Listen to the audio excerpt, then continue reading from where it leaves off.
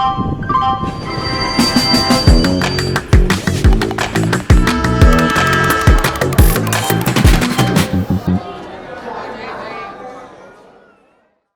and welcome to South Central, a TNM podcast where we put the South at the center. I'm Dhanya Rajendran, your host, and joining me in the studio, back from the heat of Chennai, Madurai, etc., is Pooja Prasanna, the reporting head of News Minute. Back to the heat of Bangalore. I usually used to look forward to coming back to Bangalore because if nothing else, I knew that it'll be good weather. No such luck this time. And also in the studio, joining us is someone who went out for election reporting and did a very Thorough job. Thorough job, but it is a funny story. We'll discuss about that. Is Sudipto Mondal, the executive editor of the News Minute. Sudipto, welcome. Okay, so before we go into the headlines, remember South Central is a podcast that drops every Friday. We discuss two big stories or two big topics every week, and we also give you the headlines from South India. But this week, before we go to the headlines, I want to say thank you to all our readers, listeners, viewers, because we had a fund, an NL Sena, a News Laundry Sena for our election coverage. We wanted to raise 12 lakh rupees and we've got 100% funded. Thank you very much. It helped Pooja, others in the News Minute, Sudipto, Shabir and Harita. A lot of our colleagues travel across Kerala and Tamil Nadu. Manisha Pandey and others went to West Bengal. Srinivasan Jain went to Assam and West Bengal. And Tamil Nadu. And Tamil Nadu, yes. So there's one more phase, of course, voting in West Bengal left. And I think we've brought some cracker stories from Bengal too. So thank you very much for keeping your faith in us and making it 100% funded election, funded by our readers, our viewers, not any political parties, no advertisements. Thank you again. No Mamta ads, no Stalin ads, no BJP ads, nothing. Okay, Pooja. Headlines? Yes. We start with Tamil Nadu. Cash, liquor, drugs, EC seizure. It sounds like a movie name. Cash, liquor, drugs. EC seizures cross 1,000 crores in poll-bound Tamil Nadu and West Bengal. That's a lot. But how much? But all the money which is not seized need not be for election itself. Anyone who's transporting money, they do take it and then they will release it once the papers are cleared.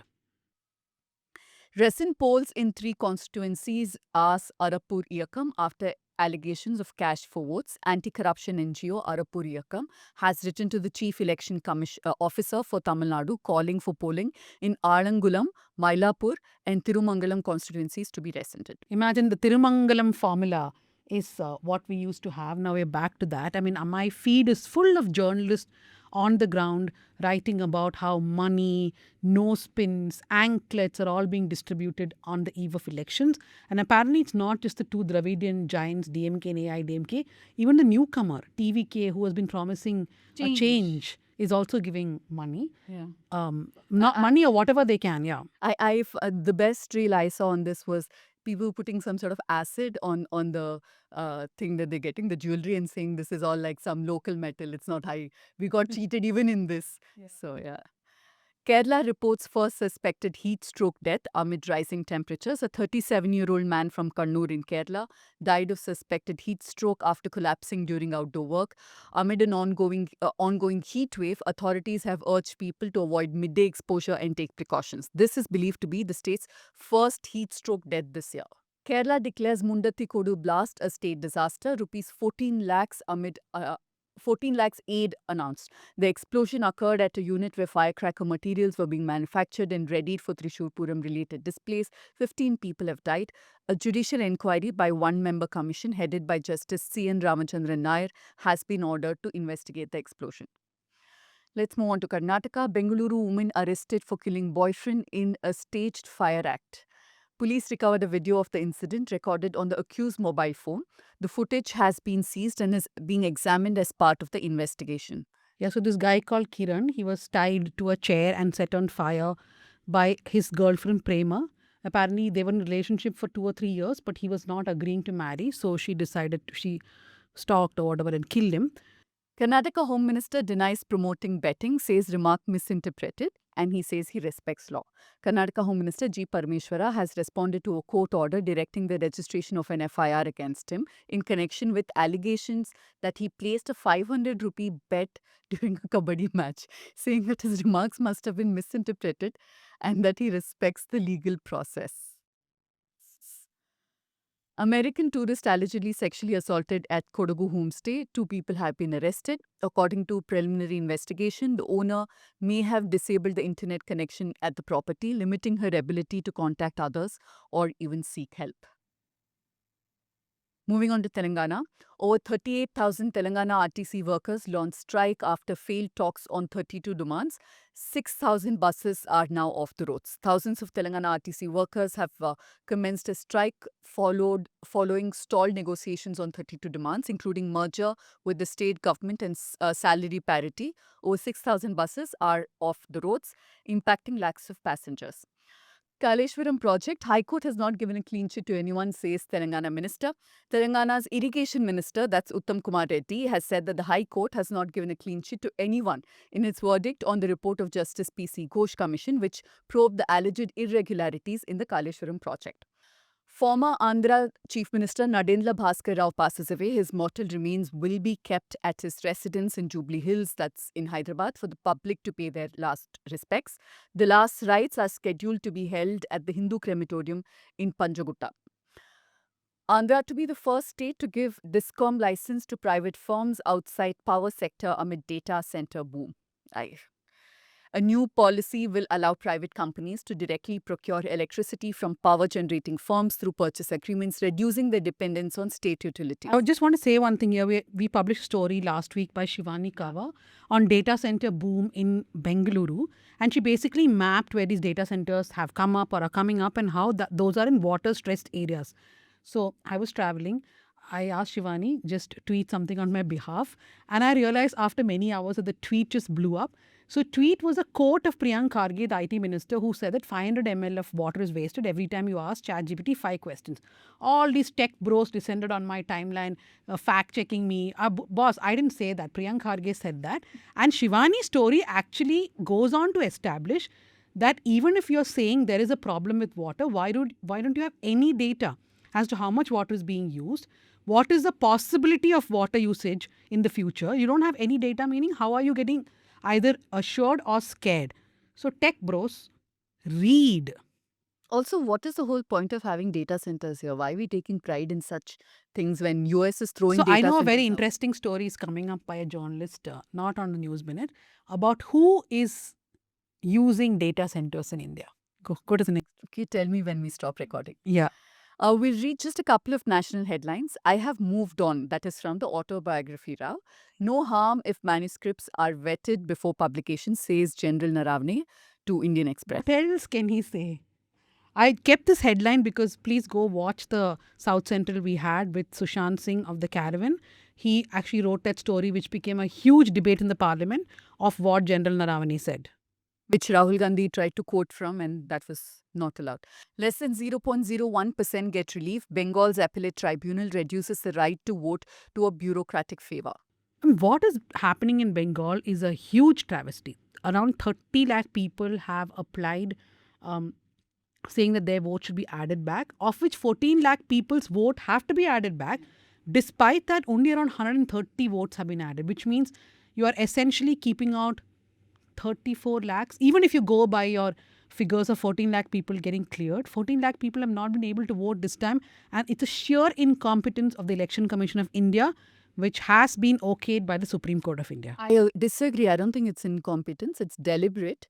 This is what they were hoping for, and they achieved it. Okay, so we'll go to the first discussion of the day, which is about delimitation. I know that there has been a lot of discussion over what happened in Parliament about Narendra Modi's speech after the bill was defeated, the Constitution Amendment Bill was defeated. But I want to take this a step forward and talk about what can be the real solution. Because we do know that delimitation is something which cannot be avoided. And what are the solutions that the states should now be discussing with the union government.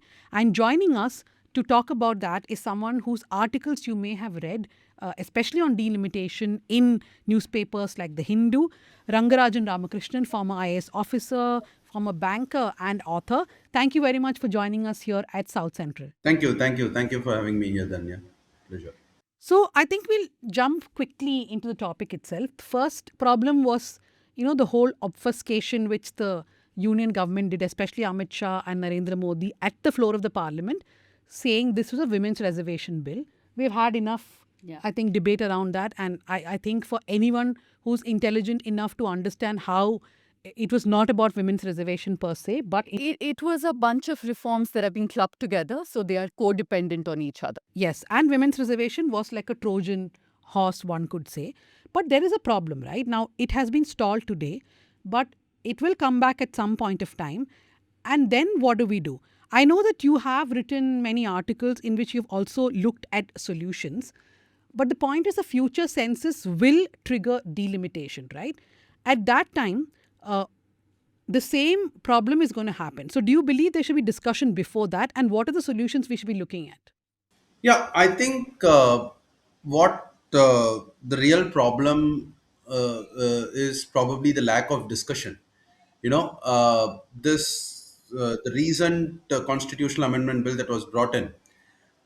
I do agree that it was not entirely about women's reservation. It was to club delimitation with women's reservation and create a combination at such a short span without adequate discussion. But if you look at it, maybe there is some logic in expanding the house to provide for women's reservation so that the larger number of elected representatives who are fortunately or unfortunately men will be happy about not conceding their space. I mean, I know that it is very nice to talk about uh, 50% reservation and 33% reservation for women, but in hard politics all this becomes so cutthroat that instead of giving one third out of 543, giving one third out of an expanded house might have looked more acceptable to everyone. But I think it was the lack of discussion part that is the real problem. Secondly, there are some constitutional issues involved. Even the recent article that I written, it is not a kirana shop bargain where somebody says we don't agree to it. Okay, I will give you 50% more per state. Oh, you have not put it in writing. You give me 1 hour's time, I'll bring it to you in writing. I think it's not where you go to buy something in a kirana shop and you do a bargain. This is at 100 rupees, this is at 50, no 75, let's settle at 80. It's not like that. Because the constitution article 81(2) still says that as far as practicable, the proportion of number of seats to population shall be same across the states. So, without amending that clause 2 of Article 81, which was not there in the 131st Amendment Bill, any assurance of 50% is something which is just an assurance, right? Maybe worth the assurance that was given in the House, and it really may not fly, judicial scrutiny and all that. Even if, let's say, that Article 81(2) was amended in the Constitution to say that everyone will get a 50% pro rata increase, and let's assume that the bill has been passed, it might have been a middle ground for which tries to blend the democratic principles and the federal principles.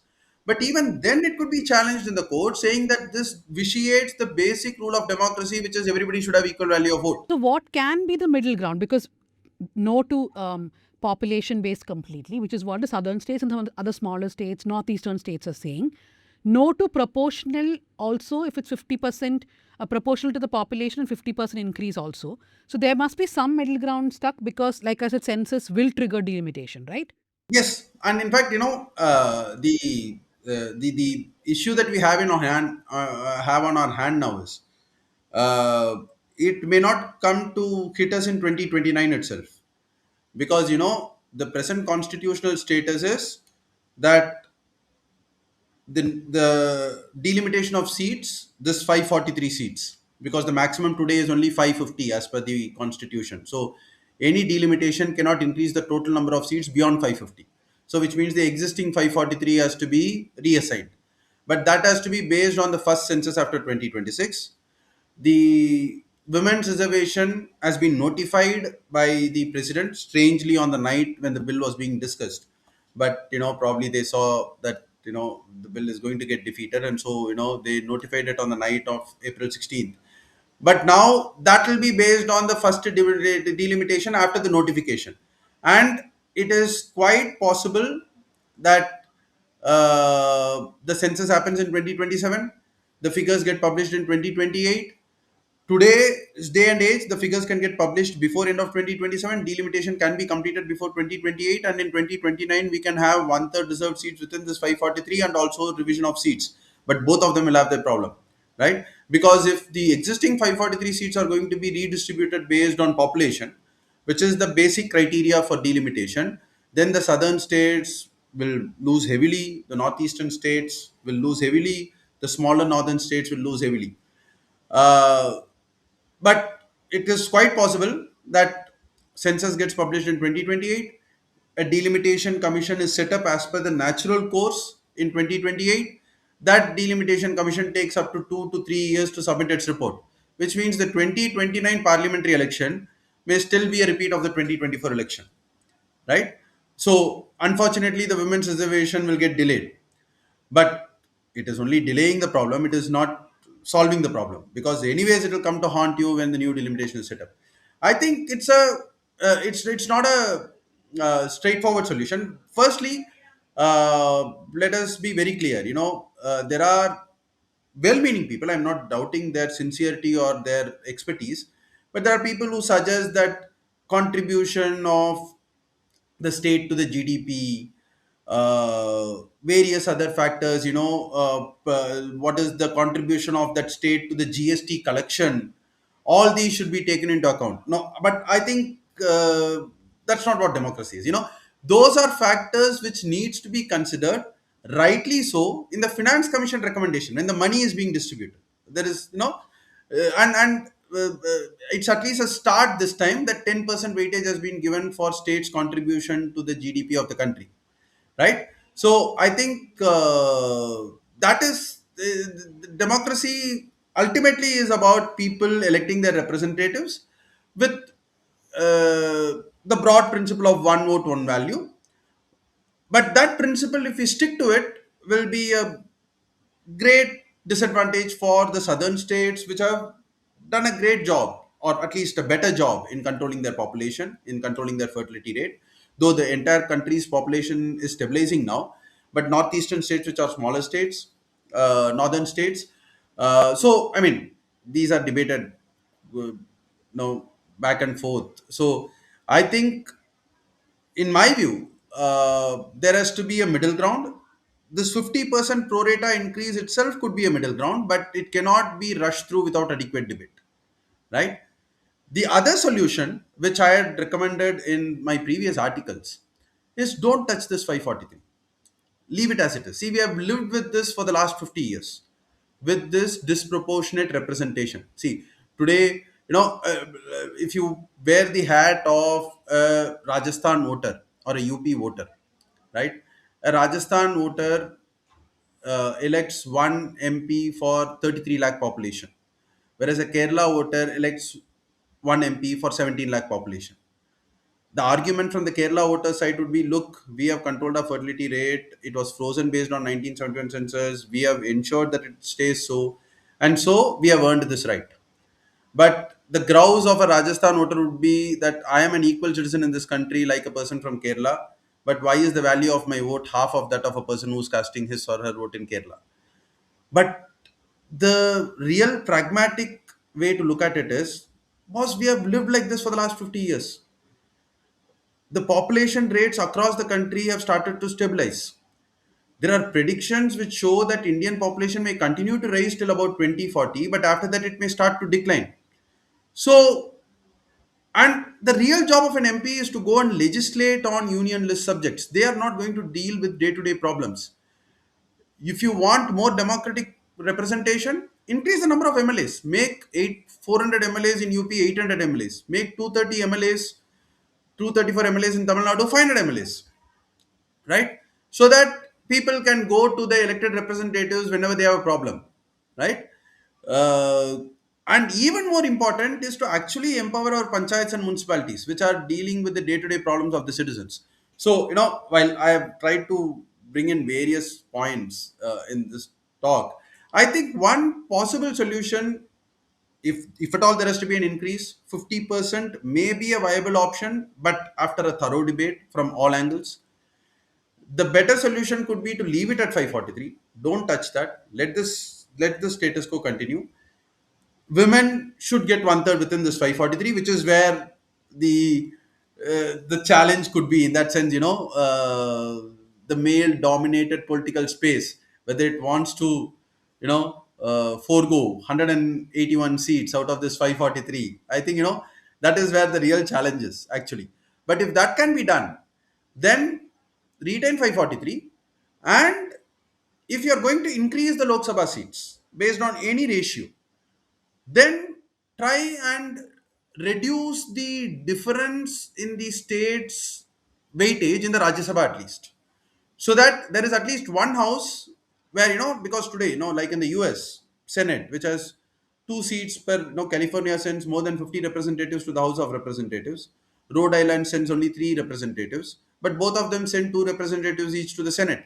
So the dominance of a highly popular state in one house is at least counterbalanced through an equal weightage in the other house, right? It has its own pitfalls, it has its own challenges, but maybe try and there are committee recommendations which have said that there should be equal representation to all states in the Rajya Sabha, like in the US, so that there is a counterbalancing weight. To form the government, you get the majority in the Lok Sabha, but to pass a bill, you pass it through a equally represented Rajya Sabha. But that can delay the lawmaking process also. I think every political system is as good as the people who run it and has its own pitfalls and advantages. I think we'll have to live with the best in the situation that we have. So, broadly, my take on this would be, if it is going to be a 50% pro rata increase, which is a reasonably good middle ground between democratic principles and federalism, because the weightage or the value of vote of the southern states will still be higher, but that is an incentive for having stabilized their population. But the number of representatives from the north will go up, but the proportion will remain the same, each state's proportion in the Lok Sabha. But as I told you, that is not something which, like a kirana shop bargain, can be settled in 8 hours of debate. It has to go through parliamentary committees and other things. No, I think that is the core problem, the way in which this bill was introduced. You're given at best 9 hours, or all the parliamentarians are given 9 hours to scrutinize the bill. There's no explanation as to why it was brought in when it was. There's no explanation as to why it wasn't sent to a parliamentary standing committee. And these oral assurances mean nothing, as we've seen time and again. A couple of things I wanted to add, Dhanya. I agree that uh, there are some points I agree with you, some points I disagree with you. One, I think very vociferously I want to state that it doesn't matter if it is on 543 or 850. Placating men with more seats and then giving reservation to women, I think defeats the whole purpose of giving women reservation. If men cannot accommodate, for a lack of better word, quote unquote, then sorry, pardon my French, but they can take a hike. But I think I agree with you that GST, GDP contributions, HDI, these are not considerations that we should look at when we are doing delimitations. I go a step back and I question the very need for delimitation, because what we're essentially seeing is one vote, one value versus federal system. And one vote, one value can be negotiated in many other ways, like you rightly said. We can strengthen our municipalities, panchayats, have stronger state assemblies. So that is a way in which we can make sure that governance is better on the ground, instead of having MPs who, let's face it, all of them function as per the party's whip, as per what the party dictates. So it's not like having more MPs will actually mean better democracy. They'll just go and parrot. Instead of 100 people, 200 people will parrot the party lines. Essentially, that's all it'll do. So I see no need for any kind of delimitation at this point. In fact, many scientists do think that India's population might stabilize after 2061, which is a long way away. And my worry is that overall it looks like it's stabilizing, but if you look at the fertility rate, it's still over 2.6, 2.3 in states like UP and Bihar, whereas in Andhra, Tamil Nadu, Kerala, it is dropping to 1.3, 1.4. So the divergence is only increasing. So why can't we, the scenario under which we said in 1976, 2001, that we will have a freeze is more true today. That scenario has not changed. So how can the outcome change? We'll have to stick to a freeze. Just a couple of other points I wanted to talk about. Middle ground of 50%, I don't know how it will work if the proportionality is not the same. So if 3% increase is there for Kerala and 20% increase, so it'll eventually have the same result. So if we have to have a delimitation, I think a better way is to freeze at least on the percentage of each state's share. That way you can ensure that at least federal system is not tinkered with. And as far as the US system is concerned, I think, they did come up with it after, they eventually gerrymandering is a concept that came out of the US, right? And this, I think, in my opinion, is textbook gerrymandering. It doesn't get more obvious than this. So the Rajya Sabha is not quite the same as it is in the US. It is very weak and it's getting weaker in that sense. Lok Sabha is getting stronger in that sense. So if you have money bills, Rajya Sabha can't do anything to stop it.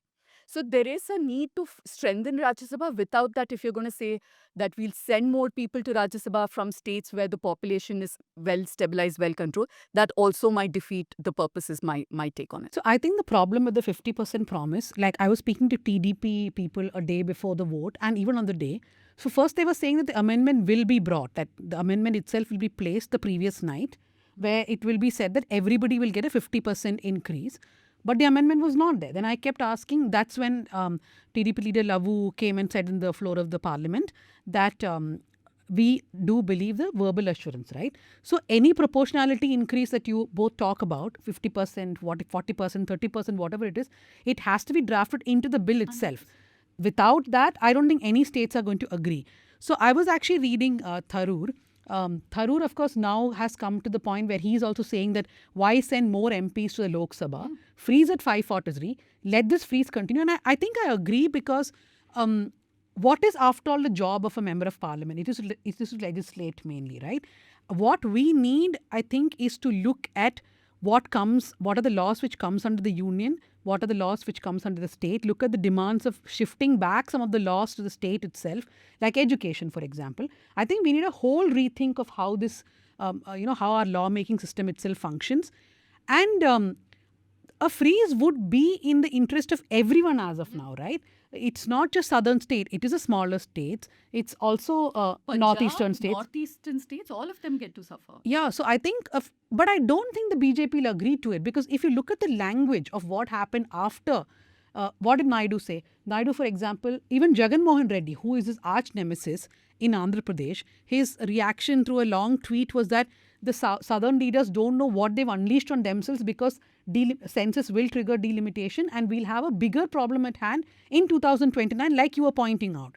So I think that unless the BJP says, yes, we will discuss, there's really no solution, because they are just going to push whatever they want, right? Can I just put a quick caveat there? I don't think we can take the statements of any of these parties at face value. We know for a fact Chandrababu Naidu is acting, saying these things with a sword hanging on his head, because his previous statements have gone on to express his displeasure. So it is clearly BJP arm twisting all these parties into towing their line. But he shouldn't, right? I mean, he has won the government with such a huge majority.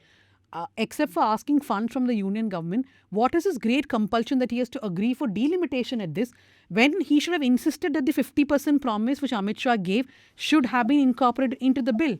One more thing I just want to ponder here. One is that, though Pooja, you said the delimitation itself we have to rethink, I feel redrawing of constituencies is needed for the assembly, at least, that there should be more assembly seats. Or I also saw many people now discussing that the larger states itself should be broken down into smaller states. That is one thing you can look at. So there are, of course, lots of solutions. But like you were saying, even the Senate and the House of Reps in the US, there are so many solutions. But Dhanya, look at the hypocrisy, right? You look at countries, look at states everywhere. Mumbai was without a municipal corporation for the longest time. Bangalore, we were waiting, and now Tamil Nadu has not had local body Tamil Nadu polls. has not had. So these are the people actually responsible for making sure your roads and your governance is better. It's not the MP. It is deliberate confusion that is created to make it seem like MPs come and do all this work. Strengthen your grassroots first, no? Then look at other things. So I think it's deliberate. And just second point, imagine if you have, even now, how many MPs get to speak in parliament. Imagine if you have a parliament of 850 people. Will anybody actually get to speak? No. It makes no difference. Yeah. And one more thing I want to ask is, should this conversation really not be just about delimitation, but about decentralization also? Because it is only when you talk about both these together, of course, we have been speaking a lot about political representation, which is the problem with the current delimitation. But should we also speak about decentralization? And Yogendra Yadav today interestingly says that culture has also to come into the conversation, because we cannot talk about federalism, etc., or delimitation without thinking of culture, which is not to impose one culture about the other or one language about the other. But the problem is we always talk in silos. For us, delimitation is one, then we talk about decentralization separately, but we are never having conversation together. We meaning in the parliament, like we can keep on conversing, but in the floor of the parliament. No, that is true. That is true. And see, we can have this discussion till the cows come home, as to what can be the solution and all that. But I think, let's face it, it's likely that the number of seats will get increased. Whether, when, and how is the question, right? That will be the mood of the party in the power now. But I think ultimately it's about ensuring that there is adequate discussion, debate on whatever be the proposal. No, there are committee reports which have suggested that there must be mixed member proportional representation at least for some percentage of seats in the Indian Parliament, where let's say you increase the number of seats by 200, let's assume, or even 272, 543, you add 272, but don't distribute this 272 amongst all the states based on first past the post system. Distribute some of the seats to the states based on population or a factor of population and some other factor, like fertility rate, etc. But let's say keep 50% of this, let's say keep 100 seats or 150 seats across the country based on the percentage of votes that a party gets, right? Which is what is known as the mixed member proportional representation system, which is followed in countries like New Zealand, and even Australia has mixed member proportional representation. There are few other countries which follow this, so that it may not solve the problem entirely, but at least the representation of people who get a sizable percentage of votes in any part of the country, there is some representation for that in the parliament.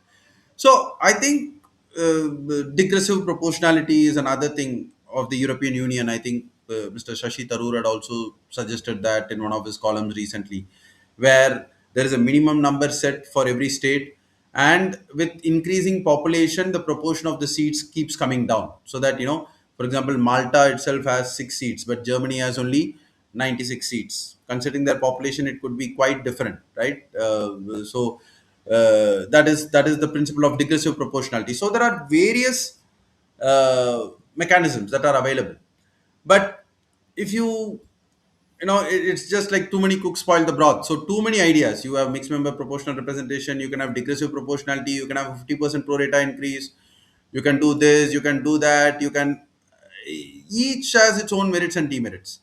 The final most pragmatic approach to it, which, if there is a political will in that direction, is to just leave it untouched. Don't touch this 543, because we have lived like this for last 50 years. So let it be like this. Don't tinker with it. Increase the number of MLAs, give one-third reservation within this 543 to women, increase the number of MLAs to increase democratic representation, strengthen the local bodies. Were you wanting to say yeah, yeah? No, I agree. No, Pooja is wanting to say yes, yes, yes, Yes. No, I agree with you, but I want to take it a and step rap on the further. bench. Yes, if this was parliament. We are doing a podcast. We are not discussing this in the parliament. Parliamentarians think We should get elected, all three of us. Yeah. I think we'll be better than many parliamentarians. But I want to take it a step further. Call me parochial if you want. But I think, yes, give women 33% of 543, but also find ways of making sure the North actually does disincentivize them to make sure that the population is under control, because your finance commission is increasingly tilting in a way that they get more share of the divisible pool. You're now getting more political seats also. So what is the incentive for them to actually curb population, right? So I think that is a step. If once you see a decline, a sharp decline, then maybe we can talk about any kind of delimitation. No, I think, all said and done, for one, I strongly believe that federalism is very important. States' rights should be protected. But at the same time, ultimately we are, and we all agree, and it's not that you disagree with that. We are one country, and we don't have to really think of it like as a north versus south debate, because the GDP of south also grows because of the abundant labor that comes from the north, and that is, it is mutually helping people, and it's not that people in the north are having a higher fertility rate so that they can get more money from the finance commission, or they can get more parliamentary seats. It That will be too much of a simple deduction to make. And the finance commission has taken a small step, very small, albeit a very small one, but they have increased the weightage for efficiency parameters from 25% to 30%, in this 16th finance commission report. Yeah, no, the point of what Dhanya was talking about, Yogendra Yadav saying culturally also, the federalism, cultural federalism will also get diluted. And the point you make about finance commission, all of this will be determined with how many seats are there for which state. Because if the northern states get higher number of seats and they are able to form a government, for example, BJP is able to form a government only by winning these states, and most of the MPs of the ruling party come from a certain region, their primary interest will be that of that particular region. So then the formula that they will put But in that's not a place for the permanent. finance. But that's not a permanent thing, right? The I BJP don't- can lose power. Politically, I don't see that changing. Also, I don't think we should de-incentivize states which did not control population, because I don't think population growth is also completely dependent only on state policy.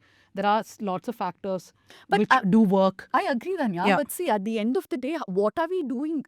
Okay, money is going from here to there. That is fine. It's the same country. I agree with that.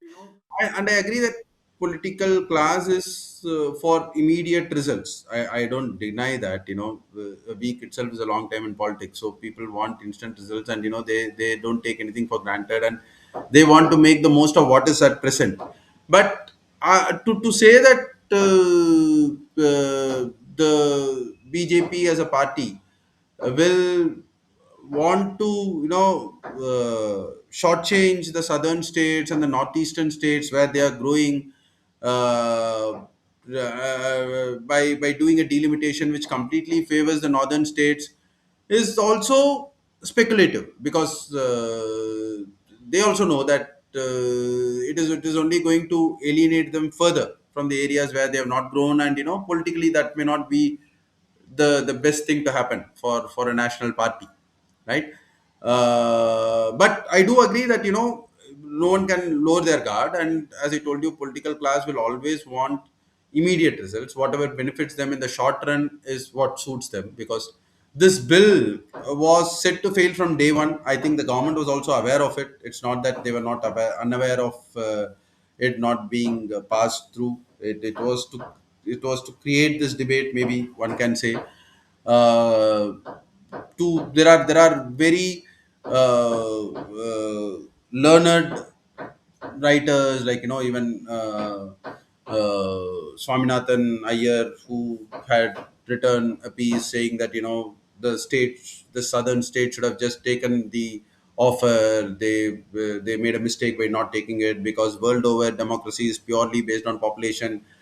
I have a lot of respect for him and his writings and all, but I wouldn't completely agree with his view, because, as I again told you, finally, after 3 months of parliamentary scrutiny, 3 months of joint parliamentary committee scrutiny, after taking various stakeholders into account, after doing all that, you may still arrive at the conclusion that, okay, out of all the options available, a 50% increase to each state is something which is the best possible solution, or the most acceptable solution, which everybody is broadly agreeing to, and let us go ahead and do it. But it cannot be on the basis of a 3-day brief session where even the bill is given to the MPs just 24 hours before.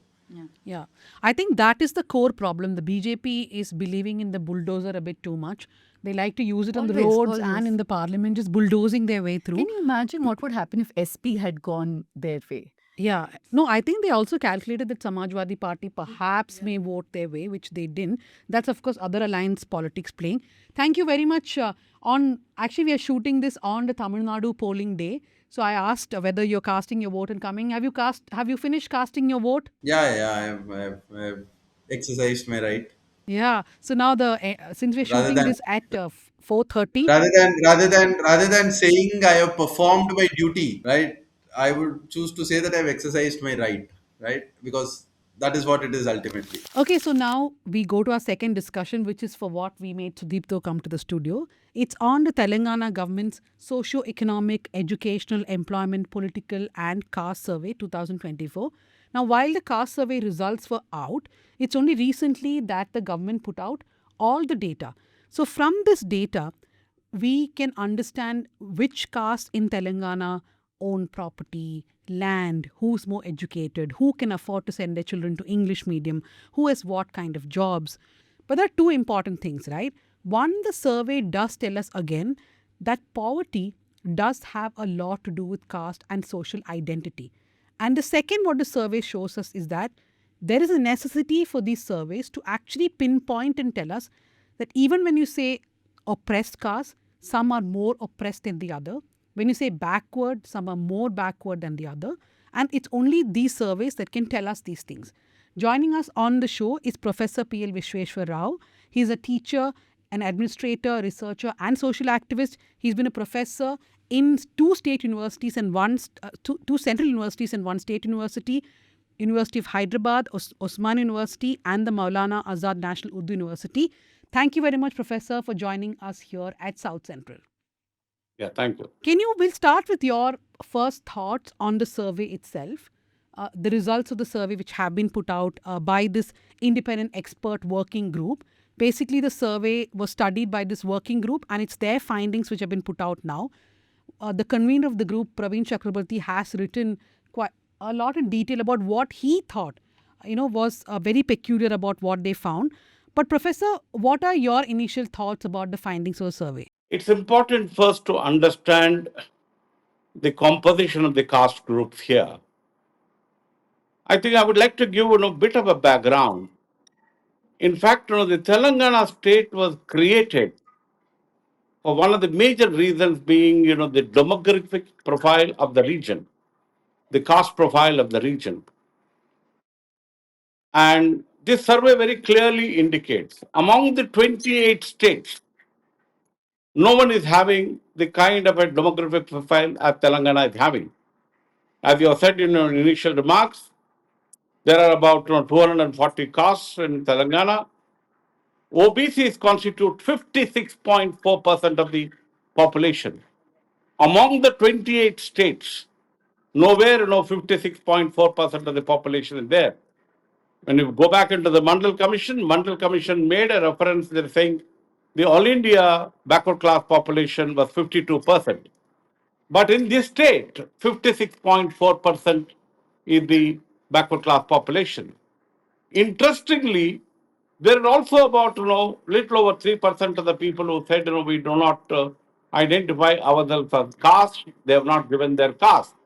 That should be spread across all the castes, which would indicate approximately about 58% of the population here are OBC populations, and then SC population is 17.4, SC population is 10.4, and if you take minorities population into consideration, it is almost closer to 90%.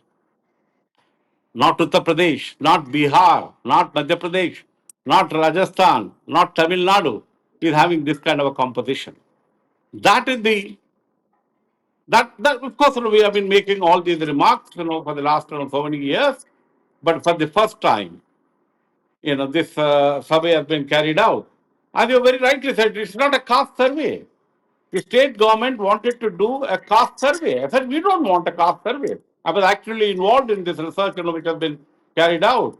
I was actually involved in the interview schedule, preparation of the questionnaire. I said, we don't want to call this a caste survey.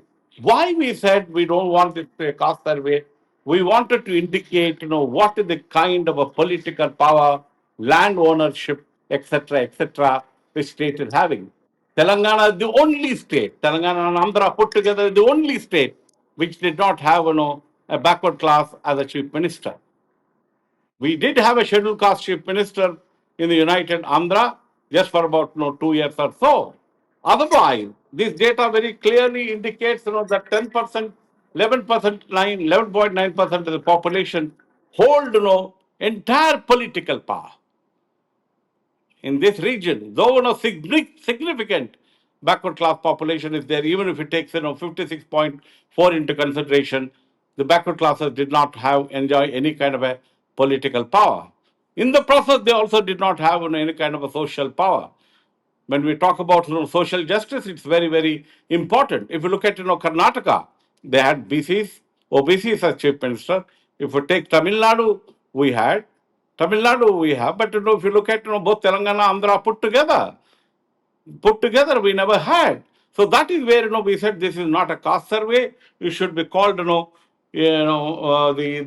survey should be called what we talked about earlier, and that is where an expert group has been constituted. So this is the first time a survey of social, economic, educational, employment, political caste survey. And we've already made some correlations with the data which is existing. How many MPs are there? How many chief ministers have been there? Etc. Etc. Etc. If we take into consideration in this region, of course, Andhra and Telangana put together almost 45 years, Reddis have ruled. 15 years Velamas have ruled. OBCs, did not rule. Minorities, though minorities constitute about 15% of the population, even according to this survey, they did not have any kind of a power. That is where, we said, don't call this a BC survey or a caste survey or OBC survey. It's a socio-economic, educational, employment, political, and caste survey. And very interestingly, this data very clearly indicates when you take into Telangana is the third richest state, but it has stark poverty. If you are talking about per capita income, Telangana is one of the best in terms of per capita income. But when you look at social parameters, disparities, discrimination, education, etc., let me give you some data so that we'll open for discussion. 13% of the population in Telangana households lack toilets. 21.2% do not have piped water. 7% inadequate savings, no social security. 27.5% households reported living in houses which are 2 or 3 rooms. Almost 6.56 lakh population have no electricity. Financial vulnerability of all households report borrowing money from lenders is 6.8. Housing conditions. 63.5% of all households live in houses with one or two rooms. This data is indicated. And then it's also important for us to understand among the various castes in terms of education, among under 18s, 62.7% of the SCs and 56.7% of the SCs completed only intermediate education, which would mean almost very, very high percentage. And then among the BCs, 57.7% have only completed intermediate education.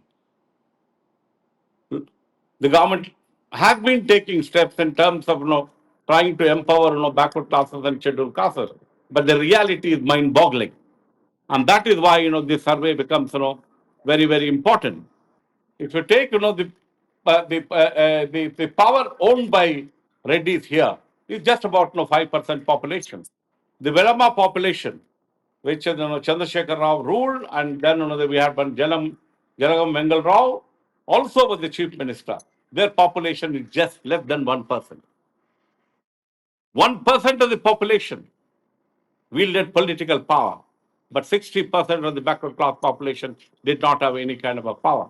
Yeah, no, I mean that the summary of the data has been available for a week. Now, what I am interested in knowing, thanks for that summary, Professor. But these are things which now are open to no longer open to interpretation, right? That is what the data has done for us finally. Things that sociologists, historians, political scientists have been saying for a long time. This data goes to establish it as a fact. The fact that there is a huge imbalance along caste lines is something we have always talked about, but finally we have the data. Now, therefore, my question to you is, in Bihar, there were a lot of hopes for the results of the caste survey to emerge, saying that it would upset existing caste coalitions. It would kind of invert the political pyramid. Now, that hasn't quite happened in Bihar.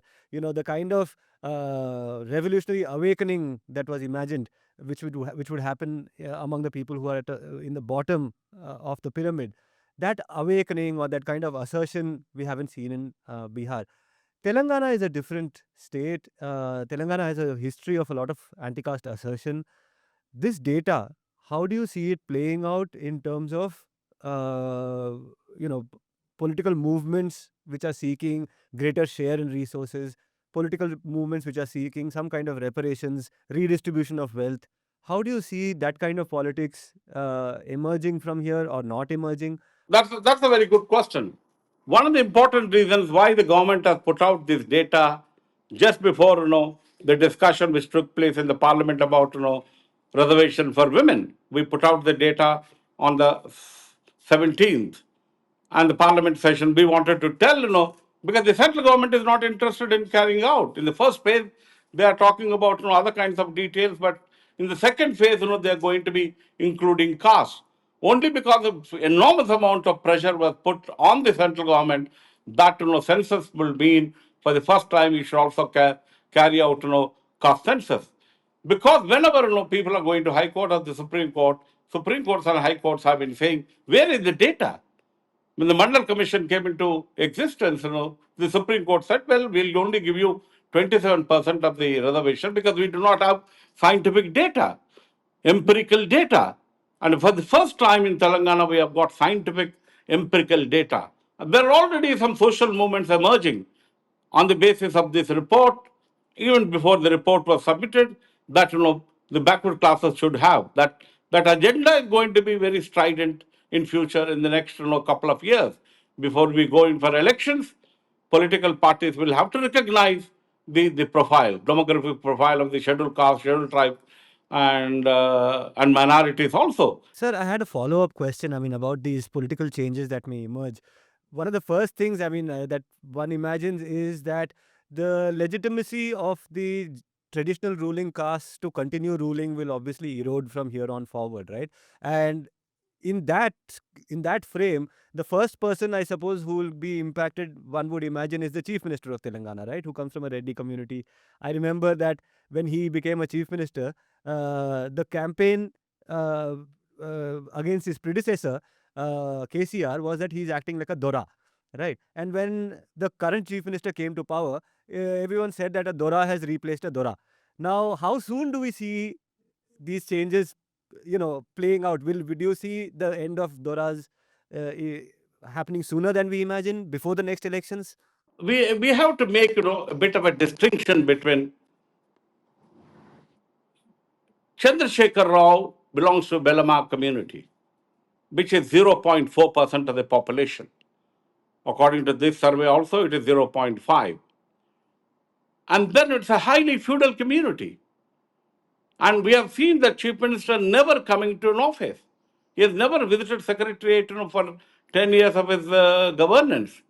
And he was only operating from his massive bhavan which he constructed for himself.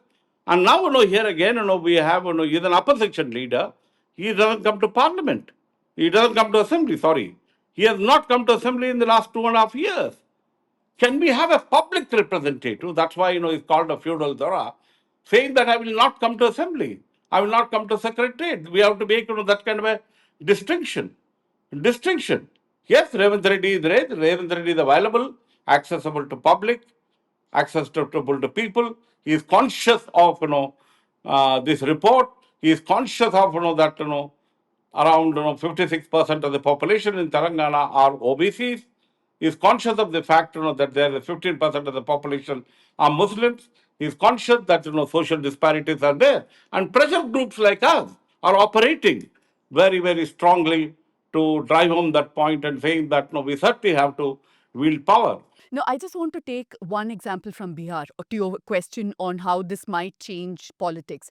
Now, it has shown something that people knew all along, the numerical strength of Yadavs. That is reflected in the politics of it in terms of who are the leaders who have emerged from that community. But if you look at their educational background, if you look at their socio-economic, right now, the situation, that's not improved. And that is my fear with what we've seen emerging. I'll just zero in on one data point. No, I'm just responding to his point. One data point that I found interesting, 4.8% of the total population is Reddys.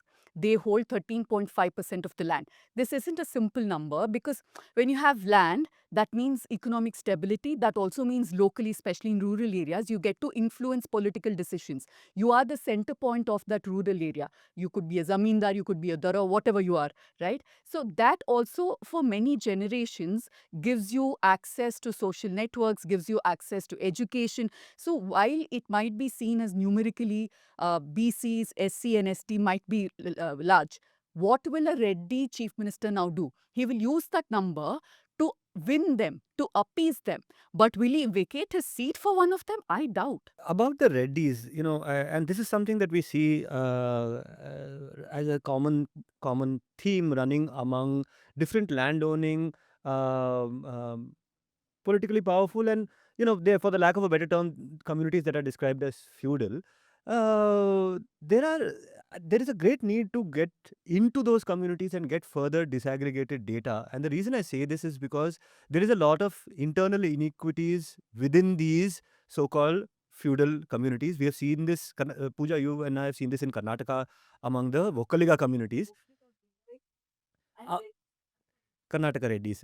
And the result, and why does that happen, we'll come to in a second. But in the case of the findings of this survey, correct me if I'm wrong, it shows a disproportionately lower level of education among Reddys, by the way. On one side, so what do you see? You're seeing that a social group is highly, is very wealthy, politically powerful, and yet is also not very educated, right? Now, what kind of things can social problems, definitely we know the kind of social problems that may arise out of the lack of education, but a combination of a lot of wealth and very little education, what kind of issues it creates is something to be looked at. That is one thing. The second thing also definitely is this aspect, which is that there are internal inequities. When I say that, understand that feudal communities, we all agree, are highly patriarchal, and highly patriarchal communities are internally also undemocratic, which means yes, they are a group of men who stand on a pedestal in a sense compared to men from other lowered communities. But in that community, the men have a very strict pecking order, almost like in a group of primates, let's say. It's a very highly patriarchal hierarchy of power, and that over a period of time, it gets consolidated into smaller clans, right? Which Reddy's son? Achi Reddy's son or that other Reddy's son, right? And these kind of things get consolidated into power blocks, and therefore it is important to go further into these imagined feudal blocks, because if you find disaggregated data, it also leads to some kind of collapse of this feudal concept that we are all Reddys, we are all powerful, we are all rich, we will all rule. Because the ruled Reddy communities within the ruling class, if they break away from this thing, there is that consensus has to be broken, I feel, Yeah, because we were talking about Okaligas and Lingayas, and in Karnataka, of course, they have land, also they have political power. If you take Andhra Pradesh as an example, Andhra Pradesh is ruled by Kammas and Kappus. Chandrababu Naidu is a Kamma. It's a very powerful, dominant community. And they alone, their population is in the range of 10 to 12%. And then, Pawan Kalyan is a Kapu. In Andhra also the dominant caste, as I've said earlier, whether Andhra or Telangana did not have an SC chief minister or a BC chief minister, but when you look at the rest of the South India, they did have some power. Why are they powerful? Because they are landed class, they have industry, through land, through industry, through their social power and economic power, they are in a position to control political power. How did they emerge? How did they emerge? For quite some time, Reddys were ruling. Then N.T. Ramarao came. N.T. Ramarao came, he's a Kamma. Only because, of course, in addition to being a film star, he's a Kamma and he could wield, that kind of a political power. So caste plays an important role in terms of power. So these reports indicate that power should shift, that political power should, social power and economic power should shift to other kinds of marginalized sections. This just once again is an opportunity to flag a term that Ambedkar uses, which is called graded inequality. In a rhetorical sense, we say, okay, Brahmin, Kshatriya, Vaishya, Shudra. But this survey is once again evidence of how, almost like embroidery, the hierarchies have been created by a very cynical, by a very evil mind. That's what I wanted to underline. Dalits are 4 times more likely to take a loan for medical emergencies than dominant castes. So they take this in complete desperation, which means high loan interest rates, which also means that when you're paying back, there is no ROI, there's no return of investment, as opposed to when you take it to build a house or for education, which means the rest of your life, for all you know, you're just paying back to save one person's life. So this will have a chain effect on multiple generations. Again, a point of maybe a welfare scheme to give some sort of insurance coverage for certain communities that could help them out of this kind of a debt. I was just going through a lot of articles and the survey itself. There's a few points I noted, which I'll read the points first and then I'll ask the question. So, some of the things which stand out, Reddys, who we have spoken about a lot, they are just 4.8% of the state's population, but they own 13.5% of the land. 95% of people marry within their caste. 95%. The ST Kolam community has a 5.4% school dropout rate among children. That's the highest among all the 56 major castes. Nearly all of scheduled caste workers in Telangana nearly half of all scheduled caste workers in Telangana are daily wage workers. But among the general caste, it is barely 1 in 10. Now, Gauds, Goldsmiths and Christians, they rank low in land ownership, but they are high in private education. Right? So, a lot of these castes send their children to English schools and a lot of them do not. Lambadi tribals and the Mudiraj and Valmiki backward castes, they apparently rank high in irrigated land but low in private education and therefore remain more backward. Amongst the SCs, Malas rank near the state average in education, occupation and living standards, while the Madigas rank near the bottom of all three. The Sheikh Muslims, which is the second largest population group in the state amongst Muslims, are 50% more backward than general caste Muslims. So, even the Qureshi Muslims have mentioned. Yeah. So, within the oppressed, there are people who are more oppressed. I'm happy that you have given the data, which clearly indicates the kind of graded inequalities which are there. The other important dimension I wanted to wind up in, for the first time, there's something called composite backwardness index, which has been defined.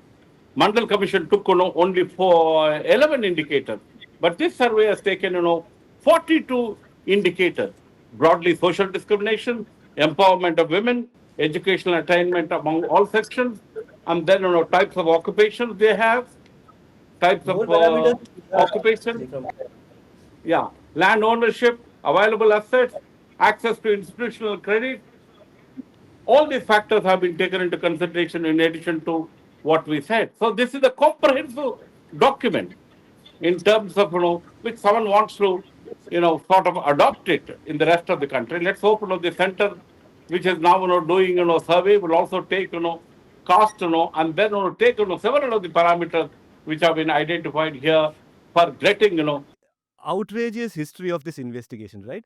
Imagine that the murder investigation was happening inside, let's say, okay, there are 15 people in a house. One person has got murdered. That means you're going to look for the murderer among the 14. So the 14 have to be checked. Their pockets have to be checked for a knife or whatever, the evidence, their fingerprints have to be checked. Now, for the longest time, if the 14 people say, no, you cannot check us, then how will you find the murderer? Now, essentially, this is what has happened in this whole question of caste surveys. The last survey was in 1932. And since 31, 32, you know, just the number. And also, no disaggregated data is available in terms of the caste also. You know, SCs are this many, STs are this many, you know, Muslims are this many, Christians, Buddhists, that's all there is to it. So to my mind, one of the biggest things is now the who done it, the cat is out of the bag in that sense. But for me, there is so much in this data which gives us material to talk back now to people who are anti-reservations, anti-social justice, anti-reparations, anti-land reforms. There are all these upper crest people who we can definitely now address with data. But another feature of the anti-caste fight also has been the disunity among the oppressed communities, who somehow, for some reason, have been acting like crabs in a basket, saying, trying to pull the other down, saying, I am more oppressed, you're more oppressed, you're more oppressed, I'm more oppressed. In that internal fight, which is very tragic, actually, I see there is a lot of hope now thanks to this kind of data. What is that hope? One, I suppose it beyond any reasonable doubt settles this question that there is something called a Dalit Muslim and a Dalit Christian. Right? The data, what it shows about a certain segment of Christians and it's very good that we have disaggregated data showing that upper caste Christians, upper caste Muslims are doing well.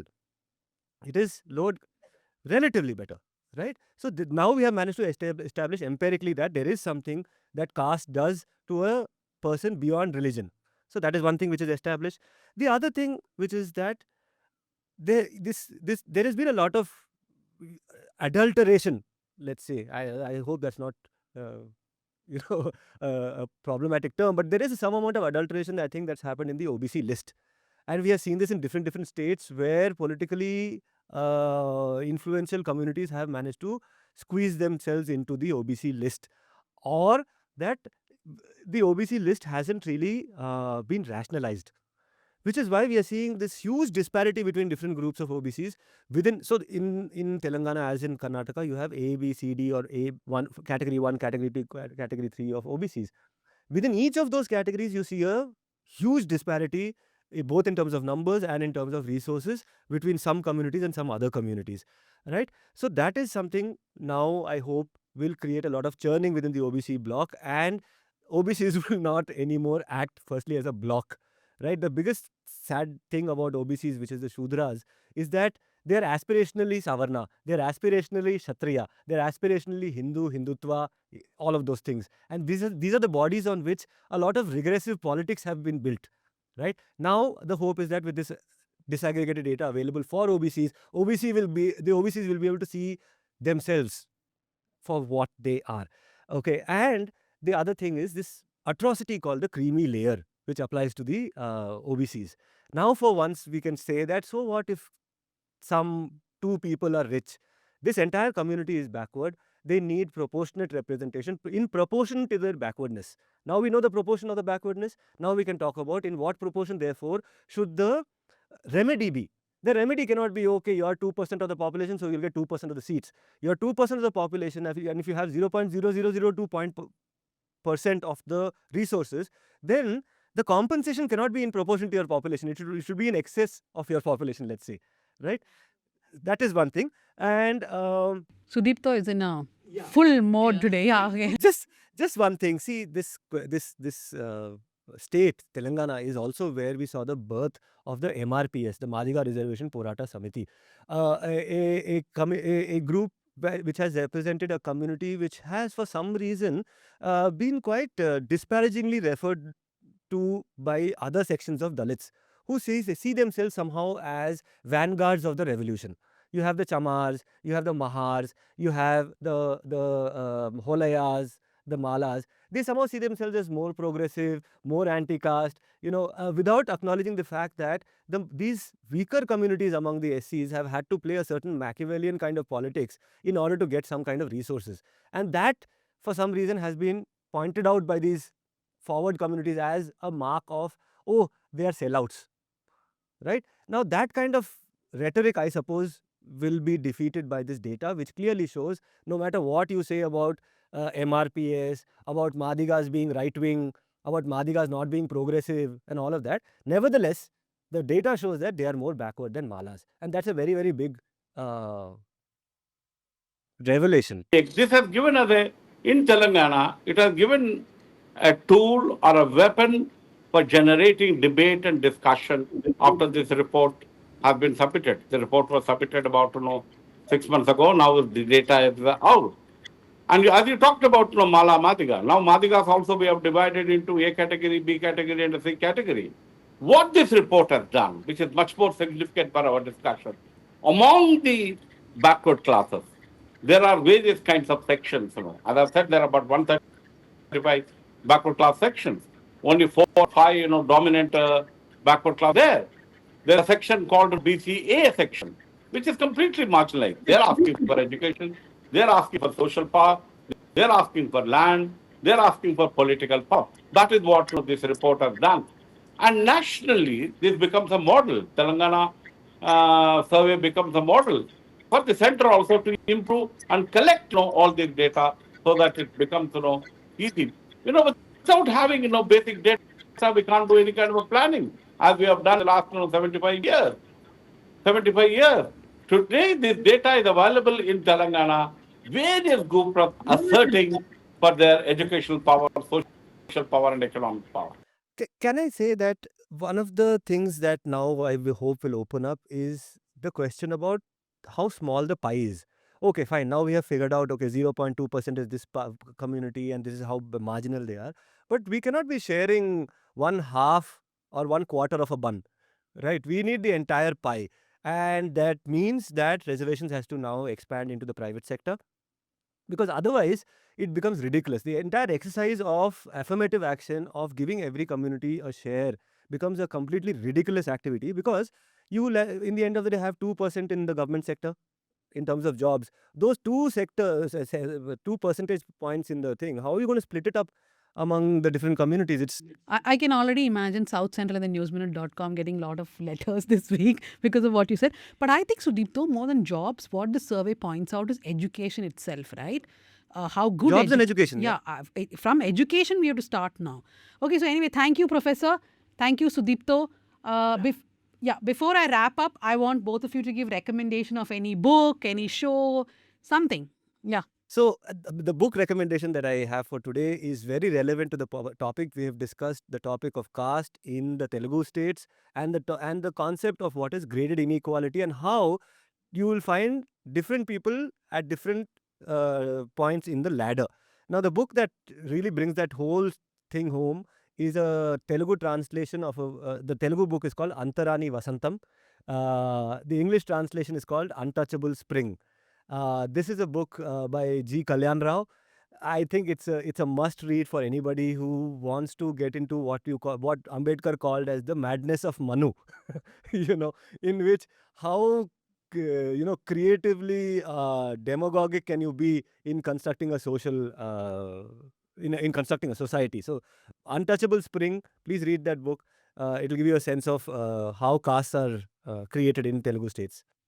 Professor, what is your recommendation? Well, I will, and to begin with, I will recommend that, the Telangana Socio-Economic Education Employment Political Caste Survey is a very, very good report.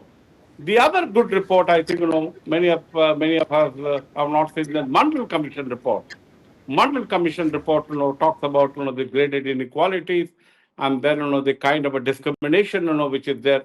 Though, Mondal Commission report was submitted almost, 50 years ago. 50 years ago. That's a classic report, one should read. Of course, much classic document is the Indian Constitution.